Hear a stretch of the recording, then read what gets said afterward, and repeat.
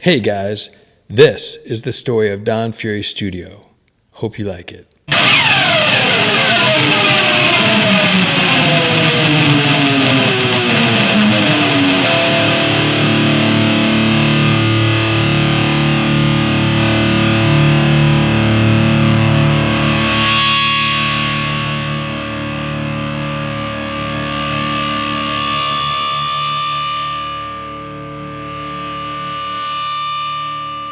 So in summer 1978, Carol, me, and Danielle moved into our loft on the third floor of 15 East 17th Street, about 1 block away from Union Square Park. It was the closest I'd ever been to living in a squat, except we were paying rent for it. We had no hot water, no shower, no kitchen, no refrigerator, no stove, and the place was grimy, dirty. So for the next couple months, I figured out how to do all those things, get the kitchen in, get a little rehearsal room built, get some hot water in, get a shower in, and we even built a little loft for Danielle, for her toys and things like that, and for her to hang out in, which was really cool. So we painted. So it was a really busy time. And by the fall, I decided I was going to put a new band together called The Splits. And we did that, and we started playing in New York City, usually, Max's or CBGB. And around that time, Carol started getting involved in helping us book shows, which was actually a pretty big moment for her because she met Hilly Crystal that way at CBGB, and that would turn out to be something really big after a little while. My band was the only band using the studio. So after a couple of months, I talked with Carol and I said, listen, we've got a commercial lease to run a rehearsal studio. Why don't we do that and let other bands come in and use the studio? And after a little talking, we decided that was going to be okay. So I had to decide on a name, and I chose Roach. I wanted something kind of gritty. So after the New York cockroach and after the Roach. And Mom helped me buy a little PA, and in January of 1979, the studio opened as Roach Studio. We had a little advertisement in the Village Voice, and the band started coming. In January of 1979, my son Mick was born, and he joined us, so we had a whole little posse started over there in the loft on 17th Street. So that was a really cool month. I don't remember who the first band was that showed up and used the studio, but the second band that came in was Richard Hell and the Voidoids, and they just took up residence in the studio. They were there 3 or 4 afternoons a week, chain smoking cigarettes, and 3 or 4 hours at a time. And they just got to know our family. They just, were here in and out constantly.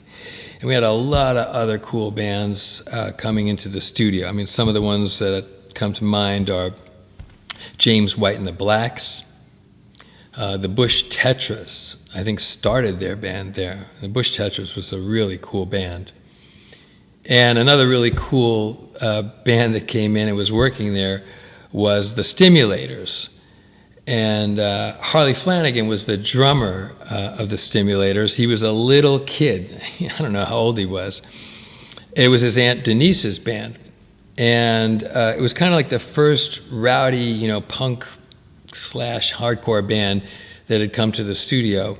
And Harley was a little guy. He could not sit down on the drums, so he stood up, almost like a rockabilly player, to play the Stimulator sets.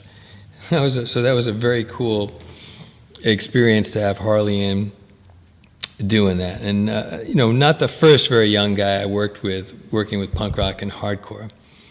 And a fun story is that many years later, when my studio was out in Coney Island, I saw Harley get off the train right across the street from my studio with his son.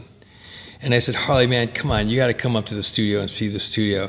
So he brings his son up to the studio, and his son gets down on the drum kit and starts wailing away, like really well, you know? And it's the same drum kit that his dad played on. It says I've only had one drum kit the whole time. And it's the same drum kit his dad played on, I don't know how many years ago, when he was only like, 3 feet tall. So that was really, really cool. So things were going really well for about 6 months. My band was playing out a lot. We had lots of bands coming to use the studio. Carol was getting to know some of the club management and people. And then we had something that we thought was really bad luck happen. Our studio was pretty small. We had little combo amps and a very small PA, and we quit hours at 11 p.m., so we didn't bother the rest of the people in our building.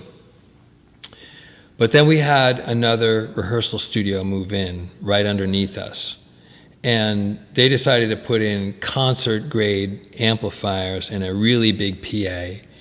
And not only that, but they were going to play until 1 a.m. or 2 a.m. in the morning. And then we're talking about like an Ampeg SVT for bass.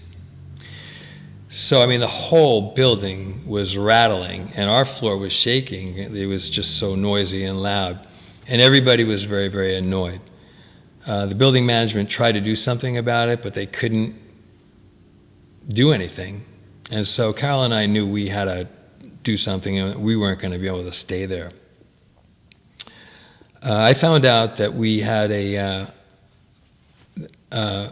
ability to sell the lease. It's called a sign the lease that we had. We had a 5-year lease as a rehearsal studio. So I was like, well, why don't we try to sell the lease, and I'll look for another place. And I definitely wanted another place to put a studio. And actually, by that time, after having a rehearsal studio for the better part of a year, I knew I wanted not just to have a rehearsal studio, but I wanted to have someday a recording studio modeled on Sam Phillips' Sun Studio in Memphis, where all the original rock and rollers recorded their first records. I wanted a small studio like that, where all these cool bands we were meeting could actually make records someday. I wasn't ready to do that yet, but that's what I wanted to do. So I've been actually lucky about finding places. 15 East 17th Street was the first place I looked at. And I picked up the Village Voice and looked for another location for us, the family, and the studio, and went down to see 18 Spring Street. And it was a storefront with a basement. And I thought, well, that's pretty cool. We can put the studio in the basement, and we can convert the storefront and live there. I don't think you could do that now, but back then you could do almost anything you wanted to in New York and get away with it. What seemed to us like bad luck at first turned out to be the most phenomenal, fantastic thing we could have imagined.